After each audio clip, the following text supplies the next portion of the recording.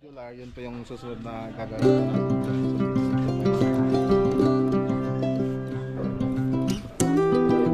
Maraming pa po sana natin gagawin dun sa atin.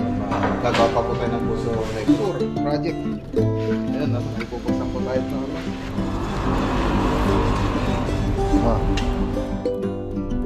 ay, oh.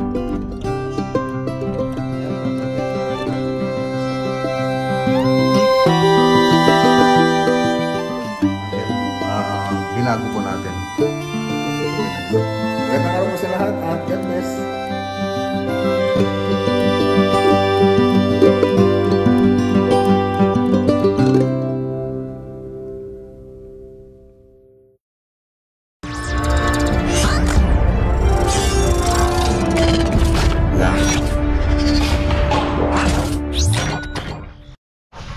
Ano? Okay. So ayan, magandang araw po yung ulit mga boss. Dito ko po kasi natapos yung last video natin. Ayan, shout out kay Sir Ronnie, tsaka kay Ma'am Kay, tsaka kay Ma'am Beth. Ayan, kay Ma'am Elizabeth. Ayan. Okay, so ni-update naman na po natin ito. Nakarang punta natin dito mga boss. Ay, nakarang video. Itong last na video lang mga boss. Kasi dito ko tinapos nga yung vlog natin. Ngayon, dito ng mga appliances. So konting recap na yung mga appliances natin kasi pipintura na rin sila. Yung sa may garage natin nag-stamp na po sila. Tapos yung mga sa modular, yun pa yung susunod na gagawin po natin dyan. So bibili po tayo ng mga kitchen sink, pull-out basket, pantry. So yan po yung mga kailangan condiments. So yan po yung mga bibili natin na kailangan dito. So yan, nirecap ko lang bago tayo pumunta dun sa kabilang project. Okay, so punta naman tayo dun sa Crossing Malacampa. Ayan, shout out kay Doc Arvin. So punta po tayo ron. Let's go. Tapos deliver ko na rin yung mga pin light dyan, tsaka strip light. Siyempre galing kay Maclagon Villa Cornices. Let's go. Punta tayo sa kabila. Nag-assemble na po sila ng modular doon. Okay, dito naman tayo sa Crossing Malacampa project. Ayan, oh. So update po natin to. So kailan lang po tayo punta rito. So malapit lang po kasi kaya dito na tayo pumunta. Ang hindi po natin napunta ngayon sa Paniki. Siyempre doon sa Ilocos. Next week punta po tayo doon. So yan, update po natin. So dito sa labas magre-retouch pa po tayo rito. So may konting retouch pa po tayong gagawin dyan. So last na pumunta po tayo rito, nag-deliver na po yung mga modular, dineliver po. So ngayon i-update po natin kung ano yung mga natapos. Okay. So ayan, ito na siya mga boss.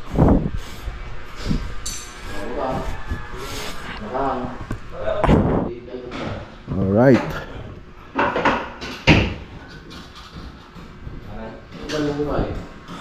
So dito may bar counter pa po rito yan. May bar counter pa po yan diyan.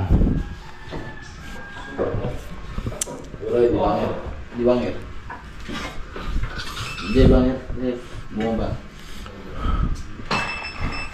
Ito yung panel box nila. Laki. Tapos dito yung ref. So nakasukat na po lahat yan. So antayin na lang po natin na i-deliver yung mga appliances nito para may fit natin dito. Tapos pagkatapos noon, pag okay na lahat, tawagin natin si Crystal Granite para gawin na yung counter na ito. So Black Galaxy ito pa yung pupunta rito. Tapos may mga shelves pa po yan diyan. Okay.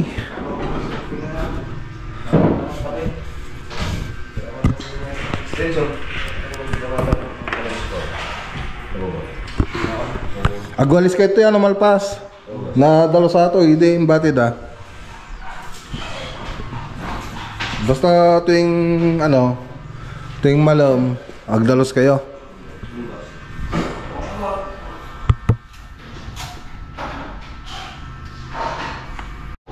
Okay, ayan o. Nagdagan ka na. So, hindi pa tapos yan mga boss. So, dun sa likod, marami pa po sana tayong gagawin dun sa likod. Gagawa pa po tayo ng puso negro. Tapos, mga ilaw nito, siguro sasama ko lang si Bacarbin na bumili ng ilaw. Kaya ako na bibili yung mga center light nito. So, yun. So, tara muna. Punta tayo sa Tarlac. Bili po tayo ng materialis. Mag-ready po tayo. I-ready po natin materialis na pupunta sa Ilocos Sur project. Ayun, may bubuksan po tayo mga boss. So, matagal na po yun na nakapila po sa atin. Ayan, shoutout kay Ma'am Dang Garcia. Let's go, samahan nyo muna ako. Okay. Ayan, dito po tayo sa may Maxiwood. So, yung small item lang muna yung bibili natin dito para sa Ilocos Sur project.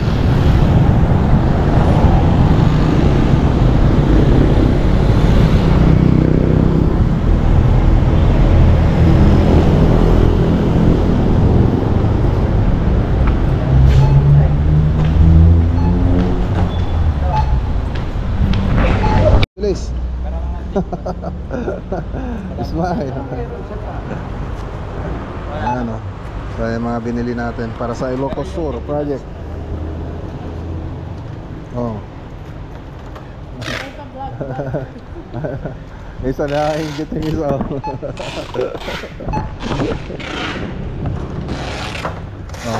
Mahal naman.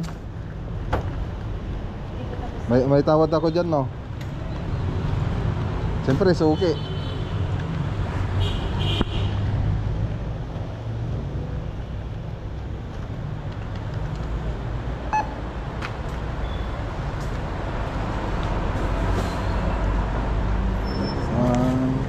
Huwag hindi kasama yan, ha? Plastic lang. Oh, plastic. Hindi na kasama sa resibo.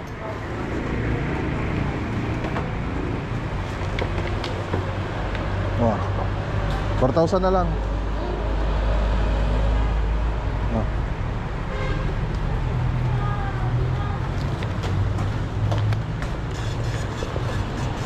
$4,417.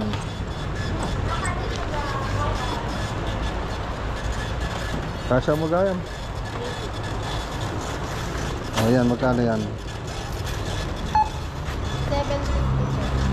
750. 750? Ang gayan, talo.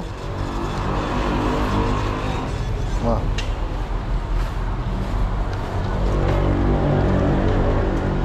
Okay na? Let's go. Sige, thank you,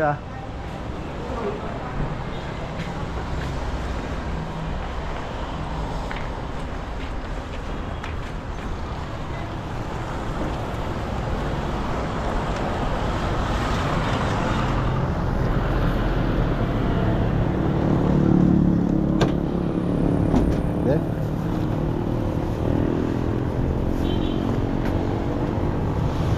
Oh, thank you.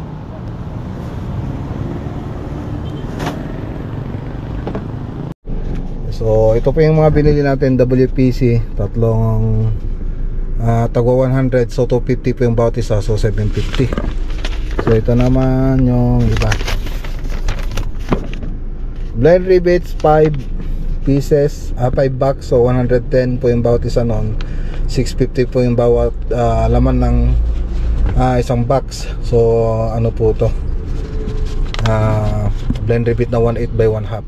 Tapos drill bit, tag 20 po yung bawat drill bit na 1/8. So 10 pieces, so 200. Joint miss tape ay 98 pesos po yung bawat isa. So malaki na po to, 6 po yung binili natin. So 588. Black screw, 6 po na box, 1,000 pieces po yung bawat box niyan. So 159 po yung bawat box. So bumili tayong 6, so 954. So stupa round rugs, ayan yung basa natin. 75 po yung bawat kilo niyan, so 225 po yung tatlo. Wall clip, yung W clip, yung may kaya paring clip, to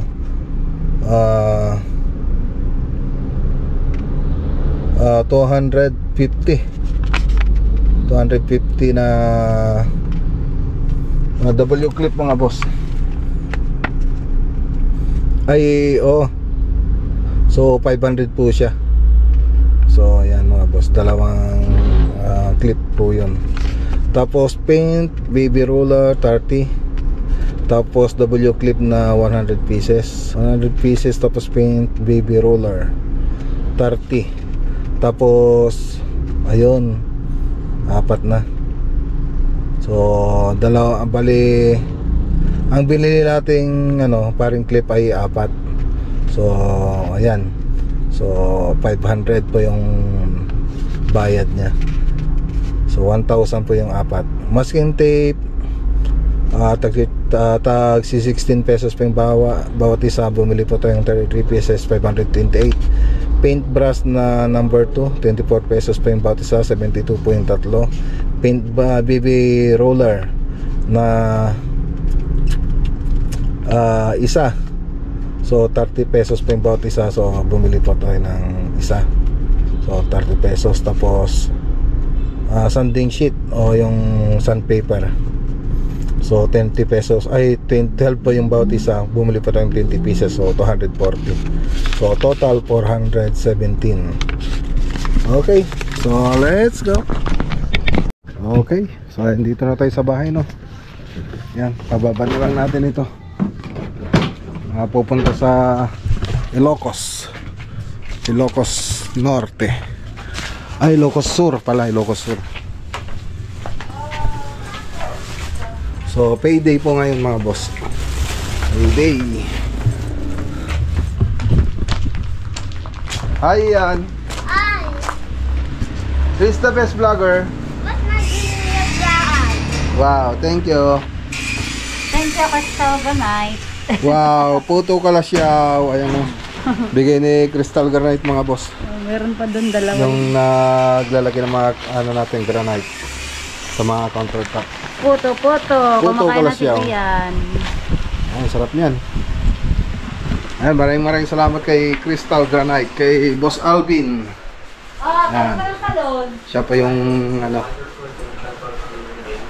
siya pa yung naglalagay ng mga granite natin sa countertop para sa kitchen cabinet, tsaka center island at bar counter.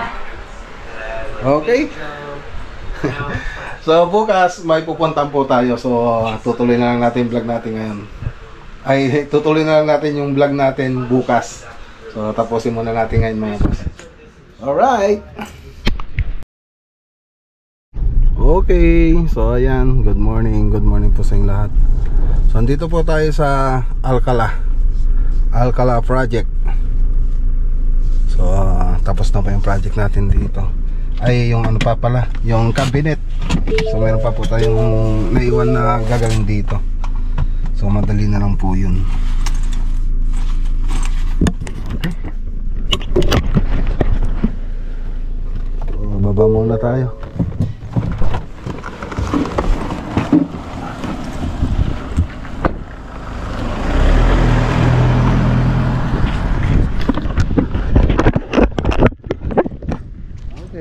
So ayan, dito na tayo mga boss.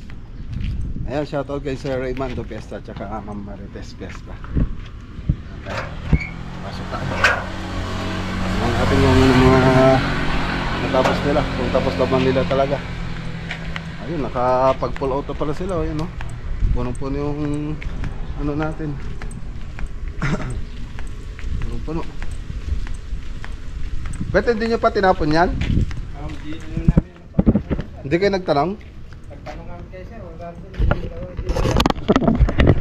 ano lang, iuwi nyo pa to. Tapon na lang nila yan doon sa tara. Blue. Ayan, no? Pabuksan muna natin mga ilaw mga boss, saka natin isa-isahin.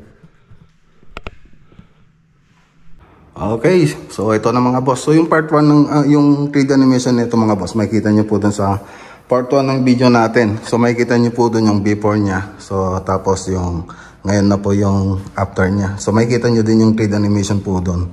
So bago po natin na sinimulan po ito, nagbigay po tayo ng 3D animation. So yun din po yung ginawa po natin dito. So inapprovean naman ni nila sir. Ayan, shoutout kila Sir Raymando Pesta tsaka Ma'am Marites Pesta.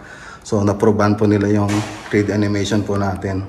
So yun na rin po yung ginawa po natin dito. So makikita nyo po dun sa part po ng video yan.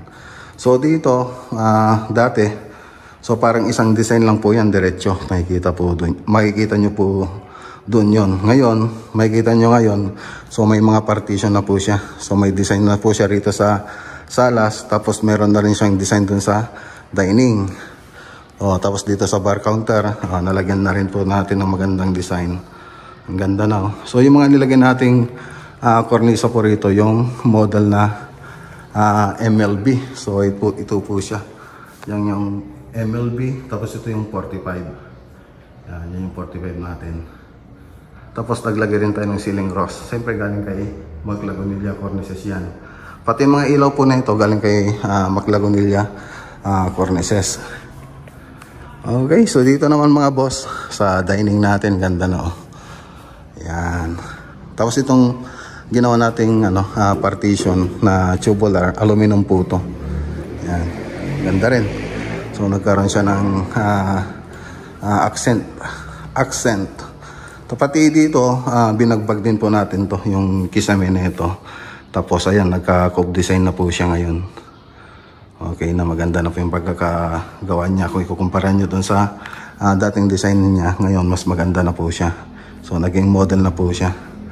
So pati rin dito, so may kisame na rin dati ito. Tapos pinalitan na po natin. Tapos nagpintura na rin tayo. Siyempre kasama na rin po yun sa ginawa natin. Pintura, lights na ito. Tapos yung dito sa wall, pininturan din po natin. So parang naghilamos lang po tayo dyan. Pero iba na yung pinturang nilagay natin. Mas light na po siya. Tapos ito po yung toilet and bath. So pininturan din po natin itong toilet and bath nila. Tapos nagpalit po tayo ng ilaw. Alright. So asan pa ba? Ayun, punta pa po tayo dun sa terrace muna dito. Sa may balcony. So ganun din dito, pinalitan po natin yung mga kisame nito. So makikita nyo ngayon, bago na siya. Yan. So PVC naman yung nasa gitna nito. Tapos gypsum board po dito sa may riser. Yan. Tapos siyempre MLB pa rin yung mga kornisang nilagay natin. Okay. So punta naman tayo rito sa may saan ba na yun? Sa may room 1. So hindi pa sila nakapag-ayos dito mga boss. So katatapos lang nilang maglinis. Okay. So ito, pininturan din po natin yung ceiling nito tsaka wall. Tapos dito naman, pininturan natin yung wall nito. Tapos yung ceiling nito, binago po natin. So pinalitan po natin. So ganun din yung ginawa natin dito. Yan. Okay. Pati dito mga boss. Tapos naglagay na rin tayo ng baseboard. Ayan yung baseboard natin. Okay na. Ayos. So nakapaglagay na tayo ng baseboard. So galing din kay Maclagonilla Cornices yan, yung baseboard natin. Alright. So isa lang naman yung baseboard natin na design doon. So ayan, yung kulay puti na nakikita niyan, baseboard po yan. Pati sa mga kwarto meron din yan. Okay, so saan tayo? So dito, napakita ko na rin dito. So naka-modular din po sila. So maganda rin naman yung pagkakagawa ng mga kitchen nila. Kitchen cabinet. Ganda. Tapos dito, ayun, pinalitan din natin yung nito mga boss, yung ceiling nito. Tapos na ginawa natin dito, PVC ceiling na. So ang ganda na niya mga boss, mas malinis na po siyang tingnan. Ganda. PVC ceiling. So siyempre, yung kombinasyon ng kornisa natin na MLB. Alright. So tingnan natin doon sa labas. So doon sa labas, meron pa po tayong ginawa rito, nagpa-waterproofing si sir. So hindi ko na may papakita. So doon banda, yung waterproofing nila nila Ricky kasi may tumutulog yan. So okay naman na. So hindi na tayo pupunta doon, wala naman hagdanan, tsaka may nagpapatugtog doon, baka maka-copyright po tayo. Ayun, okay naman na. Yan yung isang additional dito. Tsaka ito na nga lang yung nandito, hindi pa po natin tapos. Yan po yung isang babalikan po natin dito. Okay, so dito naman punta naman tayo rito sa labas. So dito sa labas, ayun, pininturan din po natin ito. Yan. Oops. Oops. Oops. Okay. Mga boss, oh. Pinistop ko yung ano dahil maingay. Ano to, Ricky? Pero yun din yung pintura. Okay. So ito, niretouch lang pala ito. Kaya pala nag-iba yung kulay niya. Retouching. So dito, yung last na pumunta tayo rito mga boss, nagka-crack po yan. Lumolobo. Tapos ang ginawa natin, yung mga crack niya, inalis natin mga pintura na ito. Tapos nilagyan natin ng epoxy AMB. So grinder po natin yun. Tapos nilagay po natin yun. Tapos waterproofing natin. So pagkatapos ng waterproofing, ayun, inano na po natin dito, pinintura na po natin. Okay. So ayun lang, medyo malayo yung kulay niya sa dati, pero okay lang naman. Alright, ganda na. So ito po yung project natin dito sa may Alcala, Pangasinan. Okay, so yung mga video po na ito, ay yung mga picture pa na ito mga boss, ipapakita ko po dun sa last video natin. Susunod po natin mga boss. So ayan, salamat sa tiwala nila Sir Raymando Pesta tsaka ni Ma'am Marites Pesta. Sana nagustuhan po nila yung gawa po natin dito. Ayan, ang ganda na. So susunod ko na po yung mga picture po na ito mga boss. Magandang araw po sa lahat at God bless.